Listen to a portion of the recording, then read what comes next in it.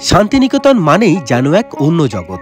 আর পৌষ মেলা এলেই আমাদের ছোট্ট শান্তিনিকেতন পুরোটা যেন প্রাণ ফিরে পায়। পৌষ মেলা আমাদের কাছে শুধু একটি উৎসব নয়, আমাদের কাছে আবেগ, আমাদের সংস্কৃতি, আমাদের ঐতিহ্যের সাথে জড়িয়ে থাকা এক ভালোবাসার অধ্যায়।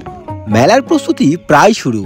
চারিদিকে সাজো সাজো রব, বড় বড় নাকরদোলা রয়েছে, রঙিন আলোয় ঝলকানি, দোকান পাট বসা শুরু, জায়গা নিয়ে দোকানদারের তুমুল গন্ডগোল।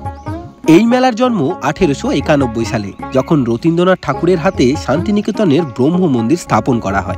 1894 সালে এই মন্দিরের প্রতিষ্ঠা বার্ষিকী উদযাপন করায় প্রথম পৌষ মেলায় সূচনা করা হয়। আজ তা পশ্চিমবঙ্গের অন্যতম বড় ঐতিহাসিক মেলা হিসেবে পরিচিত হয়েছে।